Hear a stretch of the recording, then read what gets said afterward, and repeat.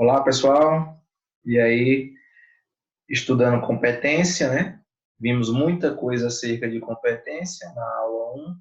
Nessa nossa aula de número 2, acerca de competência, daremos continuidade ao que já iniciamos e falamos um pouco. Na aula passada, claro, vocês viram acerca de competência vários aspectos importantes, como a conceituação, inclusive sob o ponto de vista de alguns doutrinadores.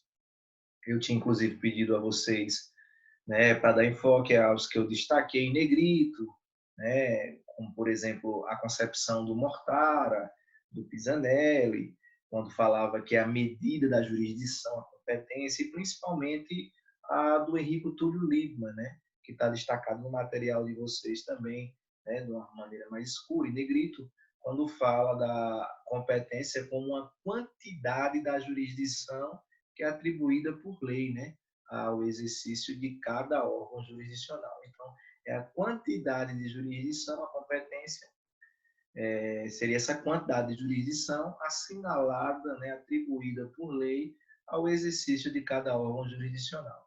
Além disso, nós aprendemos, né, que a competência é um pressuposto processual, né, algo relacionado ainda à questão formal do processo, não ao mérito.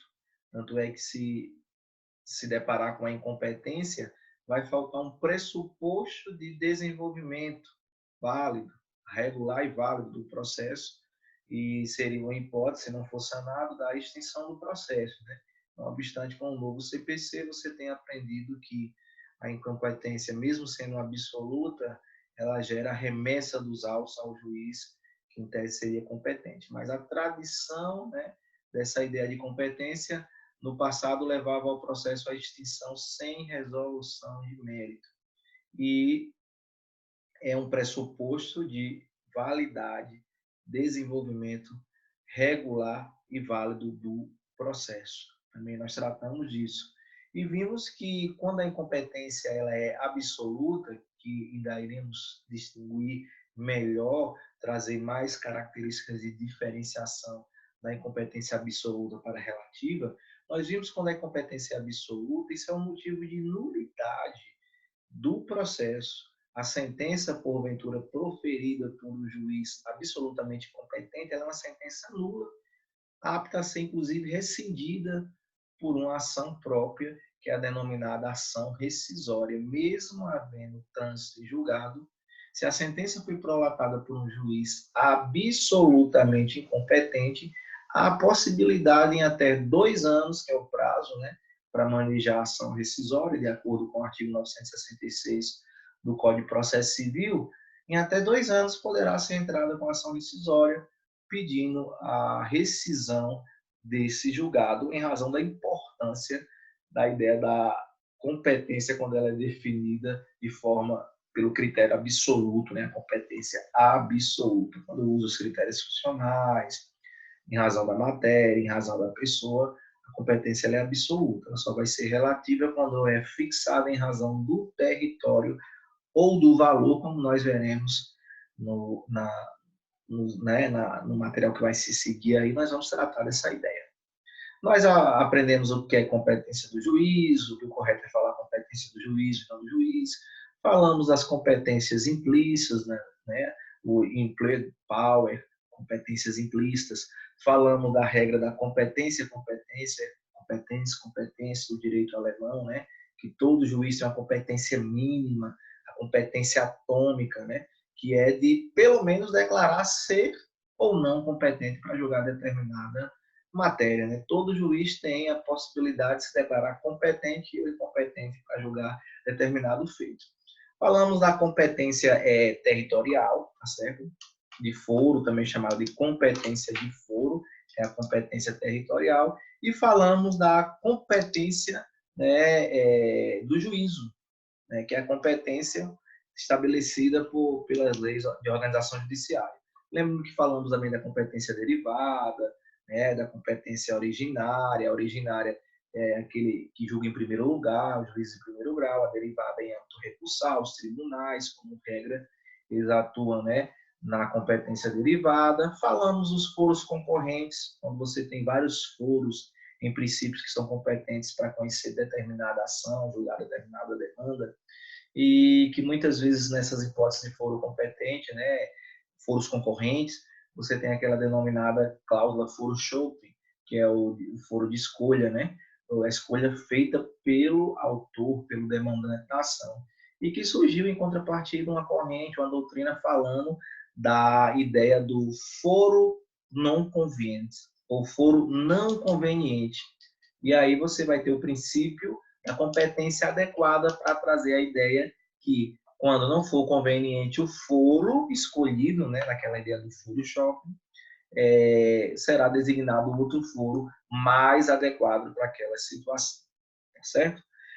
Então, na verdade, tudo isso foi tratado na aula passada e nessa nossa aula de hoje, vocês começariam a ver a denominada limitação da jurisdição nacional. Ainda dentro daquele material, aquele resumo em PDF que eu compartilhei com vocês, está lá no Moodle, né, para todo mundo ter acesso, eu vou novamente compartilhar esse material em tela aqui com vocês para começarmos a tratar desse novo ponto. Vou deixar a minha imagem aqui ao lado, tá certo? E aqui está o texto, ó, limitação da jurisdição nacional. Nós iremos tratar agora das limitações, das regras iniciais de competência, de delimitação, de quantidade de jurisdição, que é atribuída aos órgãos jurisdicionais do Brasil, quer sejam os tribunais, quer sejam juízes, eles têm o limite de atuação, o limite da jurisdição nacional, que é a competência, como nós já havíamos estudado. Então, aqui você vai observar os limites internos, que é a denominada competência interna, e os limites externos, até onde o juiz brasileiro, o tribunal brasileiro, é competente para julgar determinada demanda, até onde ele pode. E aí você está diante da competência internacional. Competência interna, você tem a delimitação da jurisdição no espaço interno, e a competência internacional, né?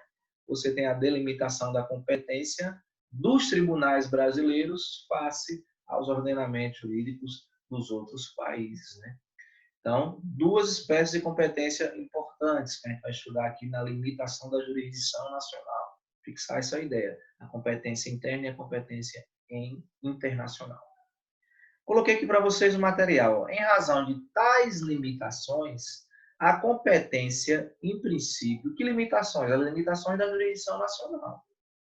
A competência, em princípio, divide-se em competência internacional, que é qual a competência internacional? Aqui o próprio material já informa para vocês, é aquela que traça os limites da jurisdição dos tribunais brasileiros, até onde os tribunais brasileiros podem ir, até onde eles podem julgar. Quais são os limites para os órgãos jurisdicionais brasileiros? Podendo ser concorrente ou exclusiva, então a informação é importante aí. Você grafa aí no seu material, sei lá, faz o seu desenho, o seu organograma aí.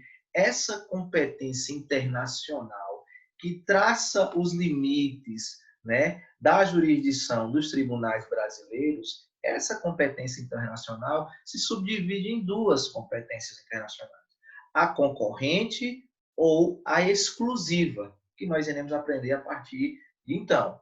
Né, já antecipando aqui, o que é a competência internacional concorrente?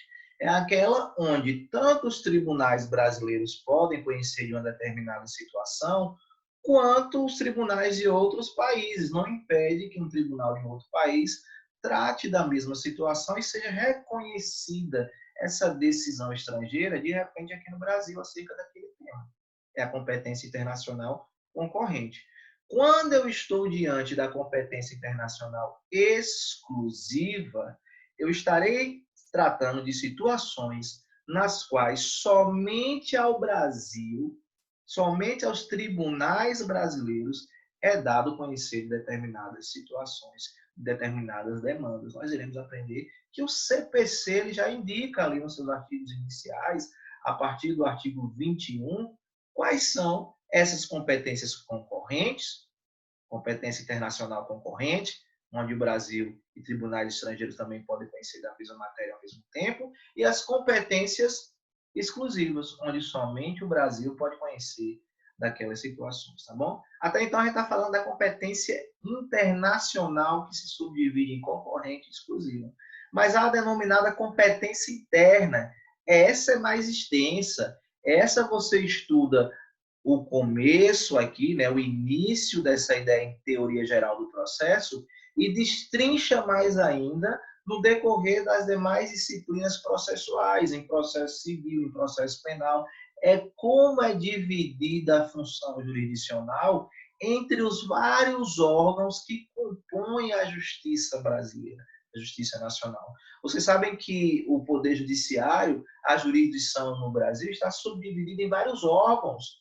É Supremo Tribunal Federal, é Superior Tribunal de Justiça, aí no âmbito da Justiça Comum Estadual, os vários tribunais de justiça dos estados e do Distrito Federal, na verdade 27, né?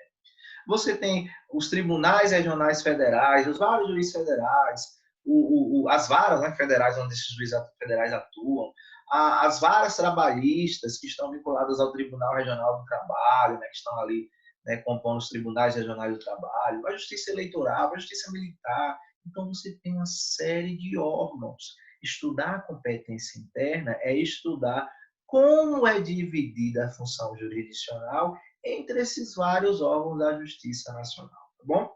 Nós iremos ver isso também de uma forma inicial, de uma forma básica, basilar, que é o que objetiva a teoria geral do processo, as noções iniciais, né, as bases, para que você possa aperfeiçoar o conhecimento dessas divisões internas no decorrer das demais disciplinas de processo que você verá no curso, tá certo?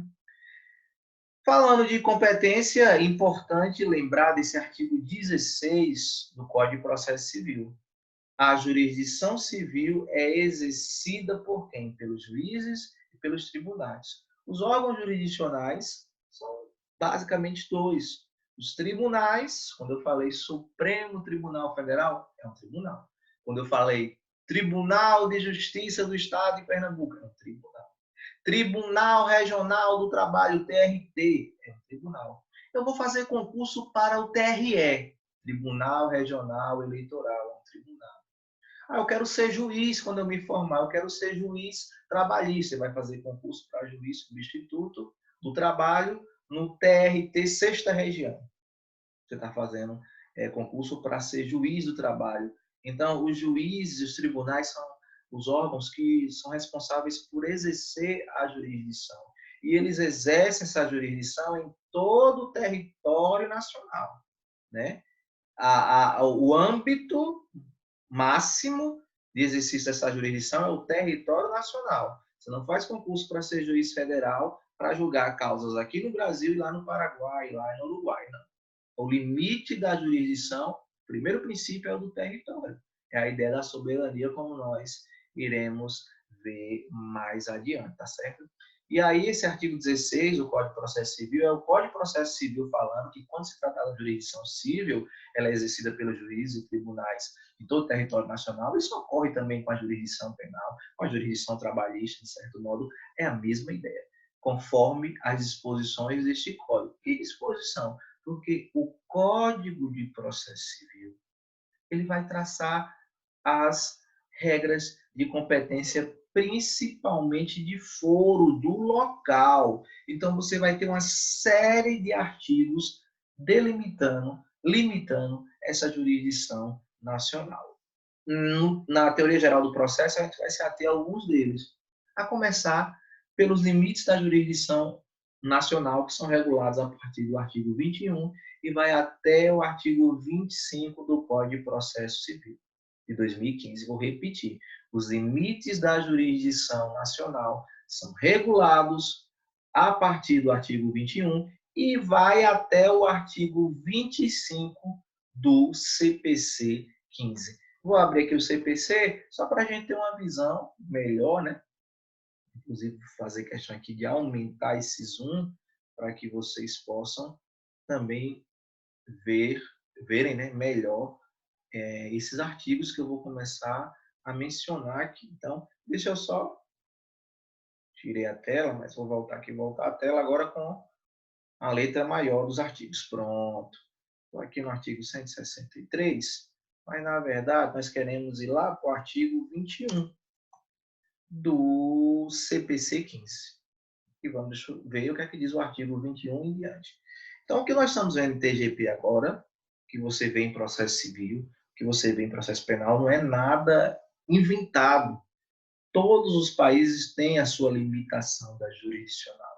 E aí você tem, né, os limites da jurisdição nacional. É o título aqui do CPC, nesse momento, aqui no artigo 21 em diante, da jurisdição nacional e da cooperação internacional. O que nos interessa para a TGP é só a parte dos limites da jurisdição nacional. Então, esses limites vêm traçados no artigo 21 e vai até o artigo 25 do CPC.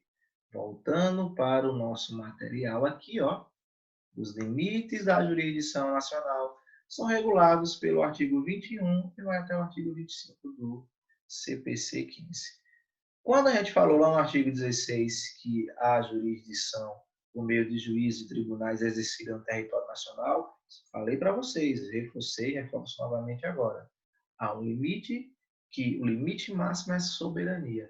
O Brasil não pode dar decisões e querer impor a outros países, assim como outros países não podem querer impor as suas decisões ao Brasil, salvo, né, as exceções legais, onde se aceita a decisão estrangeira, desde que, né, seja cumprida alguns requisitos que estão estabelecidos em lei, e você tem ali a homologação de sentença estrangeira, né, de Z4, que é dado pelo STJ, pelo Superior Tribunal de Justiça, permitindo o cumprimento dessas decisões judiciais estrangeiras em território nacional.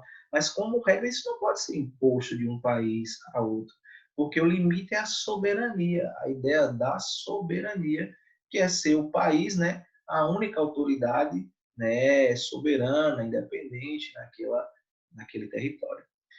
Então, a impossibilidade de o Estado tornar efetivas suas decisões no estrangeiro barra a princípio nessa ideia da soberania, onde fica, de certo modo, comprometida as decisões do Estado estrangeiro de serem efetivadas em outro país. E é por isso que os países, principalmente quando guardam relações diplomáticas, têm regras para, né, a validade das decisões judiciais de outros países no seu território. Então, um princípio importante que vigora na limitação da jurisdição de um país é a soberania. O outro princípio é o da efetividade. Você vai ver outras obras, como o Fred disse, citando vários outros princípios, mas os dois mais importantes são esses aqui, o da soberania e o da efetividade. Soberania, lembrar que todo país possui independência em relação à sua jurisdição, né?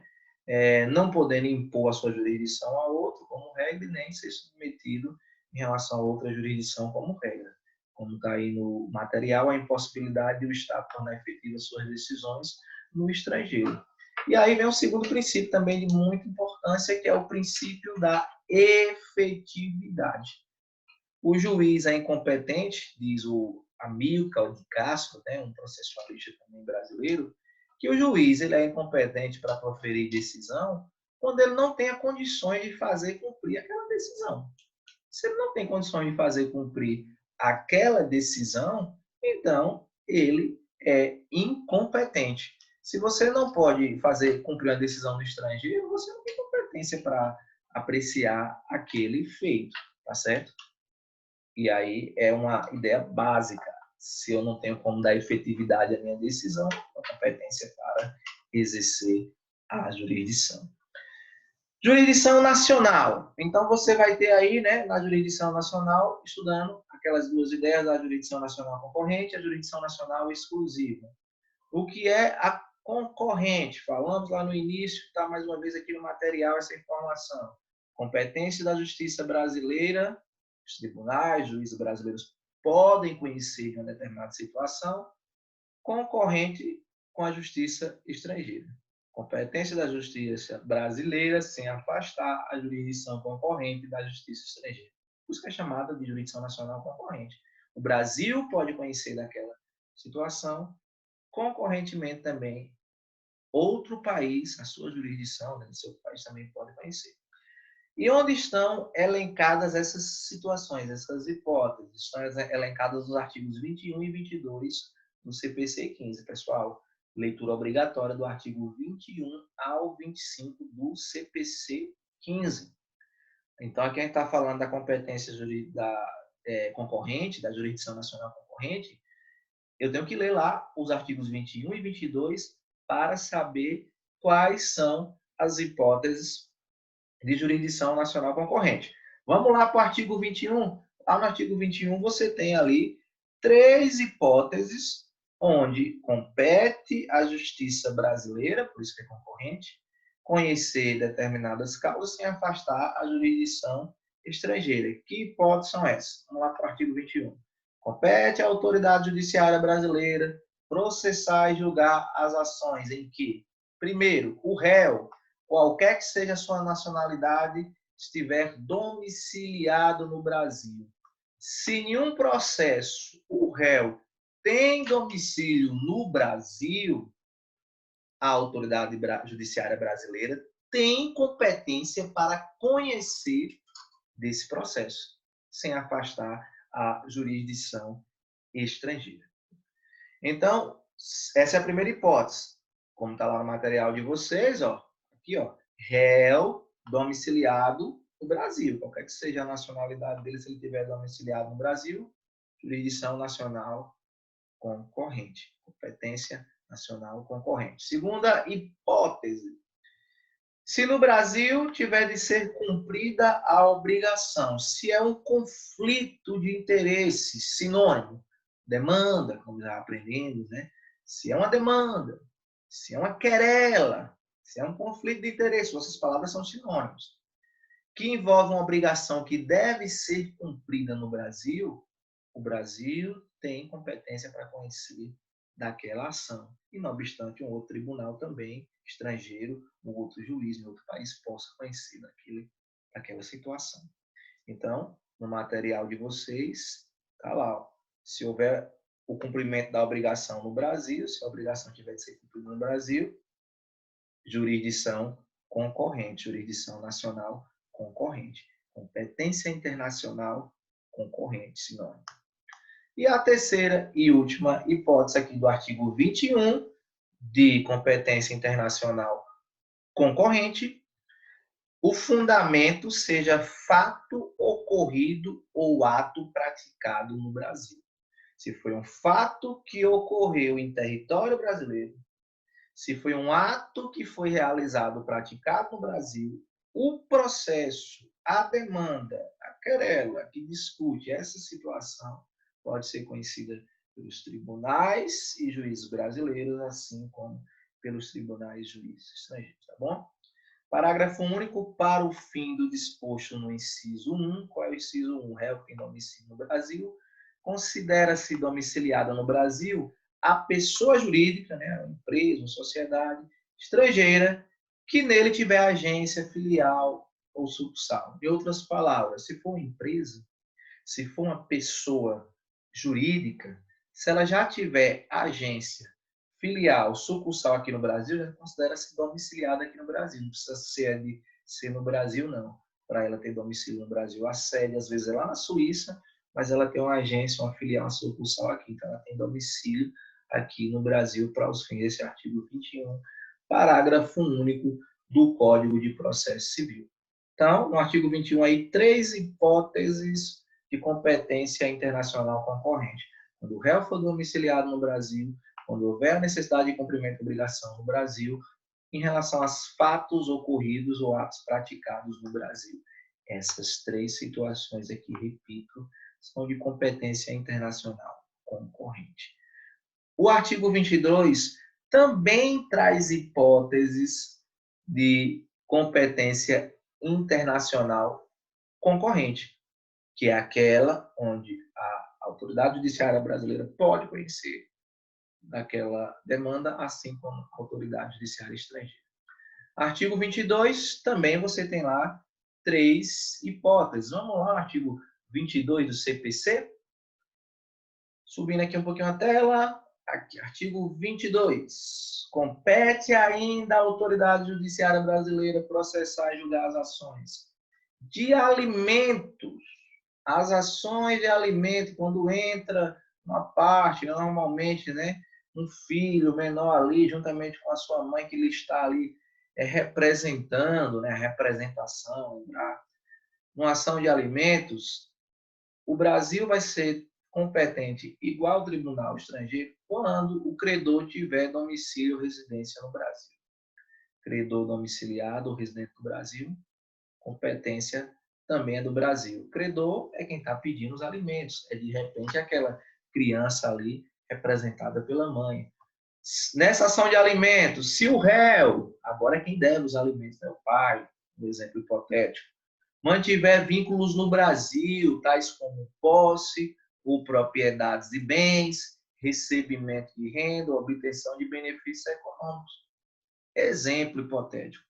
Sei lá, Mick Jagger, né, teve um filho com aquela apresentadora, acho que é a Luciana Gimenez, e ela entra com ação de alimentos, né? Se ela mora aqui, conjuntamente com o filho é o credor, o filho menor, que hoje é, né, estou dando um exemplo aqui, na época, mas hoje ele já é um adulto, eu acho, já tem 18 anos, provavelmente filho dela, com o Mick Jagger, o vocalista da banda Rolling Stone.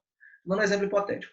Se o Mick Jagger é pai dessa criança e ele não mora no Brasil, de repente a Luciana Gimenez não está morando mais no Brasil, está morando nos Estados Unidos.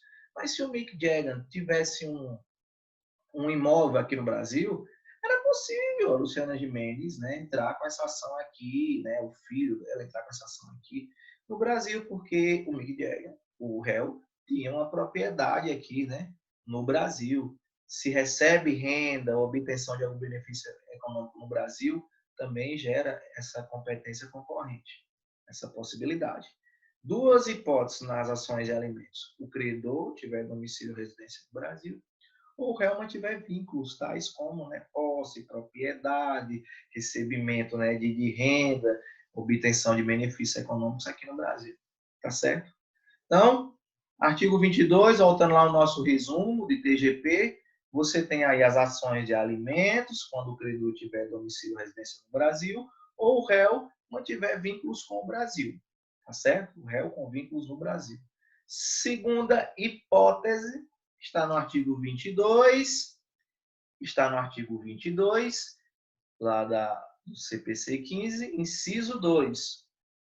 Quando for uma situação decorrente das relações de consumo, quando o consumidor tiver domicílio ou residência no Brasil. Então, nas ações, nas demandas em que trate de relação de consumo, consumidor, né, e fornecedor, e o consumidor tem domicílio ou residência no Brasil, ele pode ajuizar a ação no Brasil. Professor, eu não estou entendendo como é que pode ser uma situação dessa competência internacional concorrente, que pode ser aqui no Brasil. Exemplo, eu falei dos alimentos. A mãe da criança lá, filha do cantor famoso, poderia ajuizar a ação lá no país onde ele vive, competência concorrente, ou aqui no Brasil.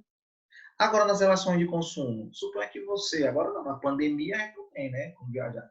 Mas, sei lá, você foi viajar, foi para os Estados Unidos, sei lá, foi para Miami, foi para cá, né, foi para Nova York, foi para qualquer lugar, passear, e fazer até, de repente, comprar uma coisa para você diferente lá, ó, vou levar isso aqui e tal. Comprou uma câmera fotográfica, sei lá, comprou um celular, e vai, claro, né, comprou legalmente, você vai pagar o imposto, né, de repente, né, tem aquela limitação da Receita Federal de Bens, você pode entrar, tudo é lá.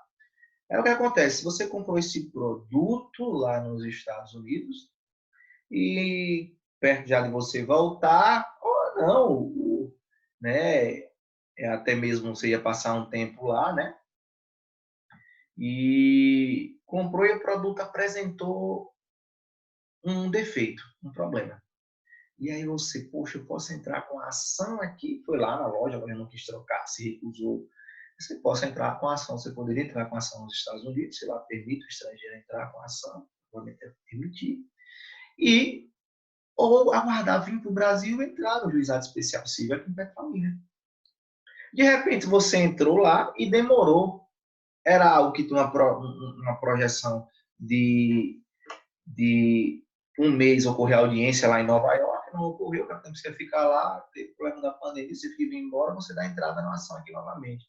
Tem os dois processos, um aqui e lá, concorrente. Que sai a sentença primeiro, né? Você vai ter essa possibilidade aí de fazer valer esse direito. Então, por que você poderia dar entrada aqui em Petrolina? Porque você tem domicílio, residência em Petrolina. E a situação que decorre das relações de consumo. Então, essa é a segunda hipótese que vai estar lá no nosso resumo. Relações de consumo, consumidor com residência e domicílio no Brasil, né? Consumidor que reside ou tem domicílio. Lá ficou no material E, mas é ou domicílio no Brasil. Você tem domicílio, que é aquela permanência com ônibus definitivo, ou residência, que é o local onde você é encontrado, né, com frequência. Você vai aprender a diferença de domicílio e residência lá no direito civil, você estuda isso lá. Inciso 3, a última hipótese, em que as partes expressa ou tacitamente submeterem à jurisdição nacional. Então, quando as próprias partes se submeteram à jurisdição nacional, era algo que iria inicialmente ser competente à justiça estrangeira, mas as partes decidiram também submeter à justiça brasileira, então há a possibilidade da jurisdição concorrente, tá bom? Daqui a pouco, então, finalizando a jurisdição concorrente, a gente vai tratar das hipóteses da jurisdição nacional exclusiva, competência internacional exclusiva. Voltando lá no artigo 22, né? Então, essa foi a terceira hipótese aí da jurisdição nacional, jurisdição internacional concorrente do artigo 22. Exclusiva. Por que é chamada de jurisdição nacional exclusiva ou competência internacional exclusiva? Porque são matérias que só podem ser conhecidas pela justiça brasileira, diferente dessas 6 hipóteses, 3 em cada artigo que nós vimos, 3 no artigo 21, 3 no artigo 22. As hipóteses agora do artigo 23 trazem situações que a jurisdição internacional, os países, não podem conhecer dessas demandas. A jurisdição estrangeira alienígena não pode conhecer dessas situações. Tá certo? Sentenças estrangeiras que tratem dessas situações, colocando aqui no material, são ineficazes para gerar efeitos no Brasil, porque o Brasil não reconhece competência aos outros países para tratar desse mesmo assunto. Então, pode até ocorrer, porque o Brasil não vai impedir, né? Isso aí é questão de soberania. Pode ser que até se inicie um processo em outro país acerca desse tema, mas aquele processo, a decisão que vai ser emanada nele, não vai ter eficácia nenhuma para a gente aqui no Brasil, porque o Brasil definiu nesse artigo 23 e só a ele, Brasil, compete tratar dessas situações elencadas no artigo 23. Que situações são essas? Primeiro, a de imóveis situados no Brasil. Artigo 23, ó. Compete à autoridade judiciária brasileira com exclusão, por isso que é exclusiva, de qualquer outra autoridade que não seja brasileira, conhecer de ações relativas a imóveis situados no Brasil. Meus queridos, falou imóveis, discussão sobre terreno, casa, prédio, chácara, imóvel que é situado, é localizado no Brasil, só o Brasil pode tomar uma decisão definitiva acerca disso. Isso pode ser até discutido em uma ação do estrangeiro, mas não vai ter validade aqui para a gente não, porque é competência exclusiva do Brasil. Em matéria de sucessão hereditária. Sucessão hereditária, gente, é o texto, é a herança, é o direito sucessório que você vai lá estudar nas disposições de última vontade, dos testamentos, ou até quando não tem testamento, essa sucessão hereditária que ocorre, né? Lá pela legítima, né? Tudo isso será estudado, a sucessão hereditária a fundo no direito civil, isso é direito material, o estudo do direito sucessório. Lá, eu acho que é a última disciplina de direito civil, bem à frente. Vocês vão ver isso bem já no final do curso de direito de vocês. Mas quando se tratar de sucessão, de direito sucessório, para proceder à confirmação de testamento particular e ao inventário e à partilha de bens situados no Brasil, tratou de direito sucessório, vai fazer inventário, partilhar, ou seja, né, distribuir ali os bens entre os herdeiros que são situados no Brasil, compete exclusivamente à jurisdição brasileira, ainda que o autor da herança seja de nacionalidade estrangeira ou tenha domicílio fora do território nacional. Professor, mas eu li lá na Constituição, no artigo 5º, que se aplica a lei mais favorável. Se for a do decújo, a dele. Se for do herdeiro, do herdeiro. Você está falando da lei que trata do direito material, da norma de direito material. A gente está falando aqui de competência, direito processual. O lugar, o local, território que é competente para julgar a herança, a sucessão, vai ser o Brasil, quanto aos bens situados aqui no Brasil. Aí, se vai aplicar a esse processo aqui no Brasil a lei civil brasileira ou a lei do decujus do morto, que é mais favorável à lei estrangeira, de repente o autor da herança, o decujus, quem morreu, é um alemão e o direito civil alemão é mais favorável na partilha dessa herança, aplica-se o direito civil alemão aqui no processo que vai tramitar no Brasil. Direito material alemão aqui, mas o processo, a plataforma de direito processual diz que tem que ser o processo tramitar aqui. O direito material que a gente vai colocar em cima dele para regular aquela relação de sucessão, aí pode ser o brasileiro ou o estrangeiro, mas o processo aqui na plataforma Brasil, tá bom? A última hipótese, quando falar de divórcio, separação judicial ou dissolução de união estável, a partilha, né, dos bens situados no Brasil também tem que ser aqui no Brasil, ainda que seja titular, nacionalidade estrangeira ou tenha domicílio fora do tribunal, fora do território nacional.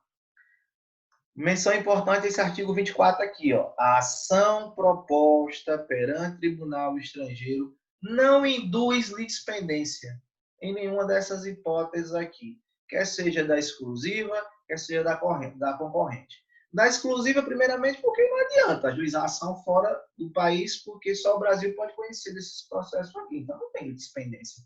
Primeiro, né, saber o que é litispendência. Professor, o que é litispendência? Essa palavrinha aqui, ó, do artigo 24, muito importante também quando se estuda processo, é a igualdade, duas ações que têm as mesmas partes, ou seja, os mesmos sujeitos processuais, né, interessados, mesmo autor e réu, mesmo pedido e mesma causa de pedir. Os elementos da ação são iguais. Causa, pedido e causa de pedir são partes pedido e causa de pedir são iguais. Então, aí tem litispendência, né? Quando isso ocorre aqui no Brasil em outras situações. Mas quando for competência internacional, quer seja exclusiva ou a concorrente, não induz litispendência e não obsta que a autoridade judiciária conheça da mesma, né, causa e das que lhe são conexas, ressalvadas as hipóteses em que o Brasil firmar tratados internacionais ou acordos bilaterais em vigor no Brasil. Então, se firmou um acordo bilateral, um tratado falando de forma diversa, dizendo que vai gerar litispendência em hipóteses X, Y, aí vai gerar. Mas, como regra, a ação ingressada em outro país e aqui no Brasil também, não gera litispendência. Na concorrente, porque a própria lei já permite que tramitem concorrentemente. Né? E na exclusiva, porque não vai ter validade alguma essa ação ajuizada fora do país, quando o artigo 23, nessas hipóteses, fala que somente ao Brasil é dado conhecer dessas hipóteses. O parágrafo único do artigo 24. A pendência de causa perante a jurisdição brasileira não impede a homologação de sentença judicial estrangeira quando exigida para produzir efeitos no Brasil. A homologação de sentença judicial estrangeira é um procedimento que a lei criou, que vocês vão estudar em processo civil, onde você tem a possibilidade de uma sentença de um outro país ter validade aqui no Brasil. né? Isso é excepcional, tem que passar por esse processo de homologação, que aí, né, é dado o exequatur pelo STJ. Essa homologação, ela pode ocorrer de uma sentença que veio do estrangeiro, mesmo tendo um processo em trâmite aqui nessas hipóteses de competência internacional concorrente. Se não tem sentença ainda aqui no Brasil, chegou uma sentença estrangeira, ela pode ser homologada aqui acerca daquela situação para produzir os efeitos aqui no Brasil. Tá bom? Artigo 25. Não compete à autoridade judiciária brasileira o processamento e julgamento da ação quando houver cláusula de eleição de foro exclusivo no estrangeiro em contrato internacional, arguida pelo réu na contestação. Então, quando houver hipótese de contrato internacional, né? Você vê muito isso no comércio, né, entre multinacionais, empresas, né, multinacionais. Se houver lá uma cláusula elegendo foro exclusivo como sendo estrangeiro, aí essa regra do artigo 21 e 22, que trata da competência concorrente, ela não vai ter validade, porque as próprias partes dispensaram a possibilidade do Brasil ter sido a mesma situação. E aí isso tem que ser alegado pelo réu na contestação. E, claro, isso não vai se aplicar, como está dizendo aqui no parágrafo 1º, às hipóteses, né, de competência internacional exclusivas previstas nesse capítulo, né, que é do artigo 23, não há possibilidade de cláusula de eleição de foro, porque é competência ali absoluta, com as competências exclusivas para o Brasil conhecer determinadas matérias. Aplique-se a hipótese do caput o artigo 63, parágrafo 1º ao 4º. O artigo 63, vocês vão estudar isso aí falando, né, da modificação da competência em razão do foro, do local, né? Quando eu tenho contratos, eu tenho a possibilidade da eleição do foro. É a possibilidade de eleição do foro que a gente falou agora, que pode ocorrer, inclusive, no contrato internacional. Ok? Está aqui o nosso resumo falando de todas essas situações e esses casos que não estão sujeitos, né, à jurisdição brasileira, eles serão os casos que estão fora daquelas situações ali, do artigo 21, 22 e 23. Se não está ali no artigo 21, 22 e 23, não está sujeito à jurisdição brasileira, denominado critério da exclusão. Critério da exclusão é você retirar aquilo que sobrou, né? Aquilo que sobrou nessas hipóteses aí é que seria as situações em que o Brasil não teria jurisdição, não poderia conhecer. Os artigos 21 ao 23 enumeram em caráter taxativo as causas de jurisdição da justiça brasileira. O que não se incluir nesse dispositivo não poderá aqui ser processado e examinado. Essa é a ideia do critério da exclusão.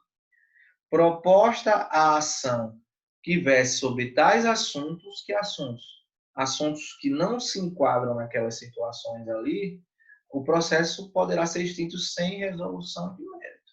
Artigo 485, inciso 4. Por falta da jurisdição da justiça brasileira para conhecer. Se eu tenho uma situação que não se enquadra aquelas hipóteses do artigo 21 ao 23, né, e não se enquadra nenhuma hipótese legal que o Brasil traz de jurisdição, né, nacional interna, aí o Brasil não pode conhecer daquela demanda. O Brasil não tem competência, falta de jurisdição, né, da justiça brasileira para conhecer, e o processo pode ser extinto sem resolução de mérito.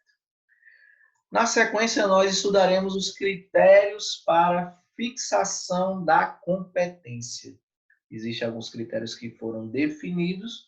A doutrina, né, ela trabalha com essa ideia de 5 critérios. Isso é algo comum e sedimentado, é algo unânime na doutrina, a existência de 5 critérios.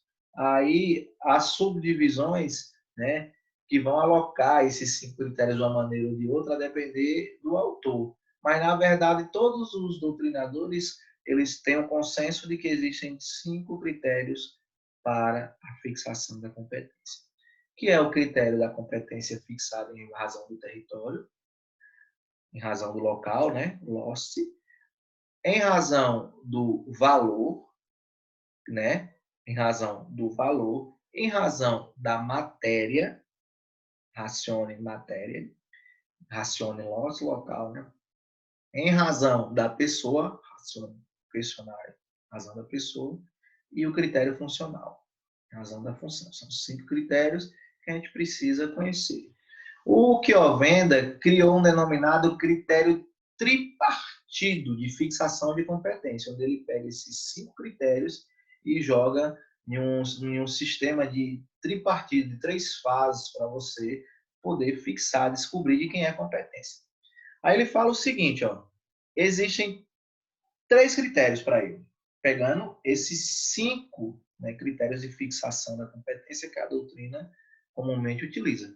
Ele fala que é o critério objetivo, valor da causa e matéria, seria o critério objetivo. Eu não estou levando em conta o sujeito, a pessoa, mas o objeto que está ali em discussão. O valor da causa ou a matéria, o assunto tratado ali.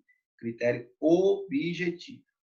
Não é o CPC que indica esse critério objetivo, o valor da causa ou a matéria, mas sim as leis de organização judiciária, os códigos, e a própria Constituição Federal 88 também indica. E o que ordena, se a gente pegar o nosso ordenamento jurídico, a nossa Constituição, o CPC, por exemplo, ele caminha nessa situação, o nosso ordenamento jurídico.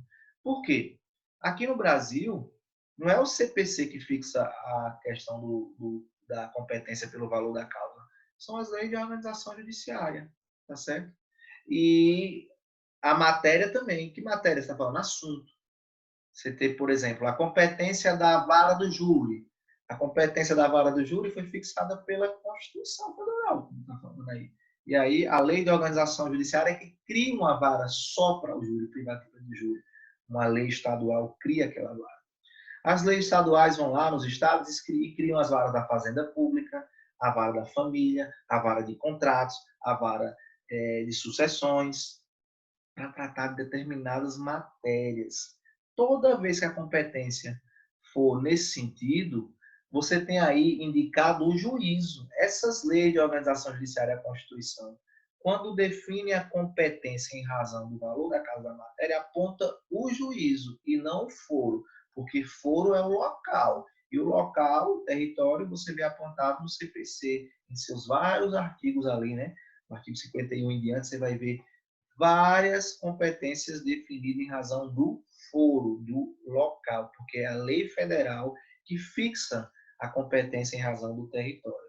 Quando é a competência em razão do valor da causa ou matéria, você tem as leis de organização judiciária ou a Constituição, né? Porque a Constituição matéria, ela define a Justiça do Trabalho julga matéria trabalho, a Justiça Eleitoral julga matéria eleitoral, e por aí vai. Critério funcional, exigências especiais da função, competência hierárquica, né? Competência pela hierarquia. Quem julga primeiro, quem julga segundo, aquela ideia de competência originária e derivada. Então, a competência hierárquica é dos tribunais que julgam, né, em grau, segundo grau. As demandas com ligações entre outros processos anteriormente distribuídos, que é a questão da prevenção, né, a dependência, como vocês vão ouvir falar lá no Código de Processo Civil, distribuição por dependência, porque já tinha se dado a distribuição de uma outra petição, de um outro pedido relacionado àquele mesmo tema e àquelas mesmas partes. Então, para não modificar a competência, tirar do juiz natural para outro, qualquer coisa que venha em seguida relacionada àquilo ali deve ser distribuído por dependência. Então, quando você tem um processo anteriormente distribuído, as demandas relacionadas àquela situação têm ligação a esse processo anterior. Aí você tem uma competência distribuída de quê? Pela função, competência funcional, como é também o que ocorre pela hierarquia, primeiro e segundo grau. Então, para o que venda, existiria a competência objetiva, né, que é o critério objetivo, que é o valor da causa e a matéria, competência funcional, que é em razão da função, da hierarquia ou, né, da questão da dependência dos processos anteriormente distribuídos. E ele fala, por último, do critério territorial, circunscrição territorial. utilizado pelo CPC para indicar o foro e pelos COJs, Código de Organização Judiciária dos Estados, o juízo competente. Foro, o local. Juízo, né, o órgão jurisdicional competente dentro daquele local para julgar o processo. Então, você tem aí a situação dos domicílios dos litigantes, né, ou a situação do imóvel, lá no artigo 46 e 47 também, definidos como competentes para essas demandas. Vou ler aqui o artigo 46 e 47 para vocês. Artigo 46. A ação fundada em direito pessoal ou em direito real sobre bens móveis será proposta em regra no domicílio do réu. Quando você estiver tratando de direito pessoal, direito obrigacional que não seja relacionado a direitos reais, tá certo? E se for a direito real, tem que ser sobre bens móveis, o foro é domicílio do réu. Porque quando for direito sobre bens imóveis, direito real sobre imóveis, o foro competente é da situação da coisa. Isso nós deixamos também definido lá no material. Domicílio dos litigantes, quando for direito pessoal. Bens móveis. Quando for bens imóveis, direito real sobre bens imóveis, o foro competente, o local da situação do imóvel. Dois exemplos, aí o artigo 46 e 47. Também que é importante vocês fazerem a leitura desses dois artigos, tá bom? E nesse resumo não foi imagenzinha que eu gostaria que tivesse deixado para vocês, mas eu vou mandar a parte. Eu vou alimentar lá no Moodle, que é a ideia dos critérios de fixação da competência em razão do local, da matéria, da pessoa, funcional e do valor. Eu tenho isso aqui. Inclusive, eu acho que se eu abrir aqui outro resumo, vai aparecer aí para vocês. O resumo que eu abri aqui talvez não tenha aparecido, mas se eu tiver aqui no outro, para que vocês não fiquem sem o material completo, vou mandar também esse resumo. Resumo não, essa imagem da competência, desses 3 critérios de fixação da competência. Deixa eu ver se nesse daqui tem. Se tivesse, eu já mandaria. Não tem. Só deixar mais um aqui rapidamente para a gente. Se não tiver depois, eu procuro e mando para vocês os 3 critérios, os 5 critérios que eu falei agora. Eu tenho um arquivo aqui em Word que talvez abra.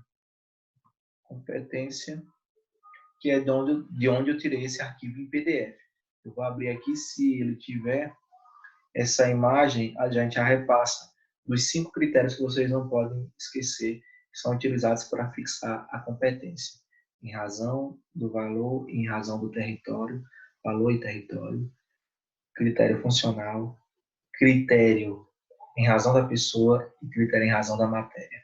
Critério em razão do valor do território, lá na frente, porque eu tenho que saber disso, porque esses 2 critérios, valor e território, são critérios que quando fixam a competência, eu tenho a competência relativa.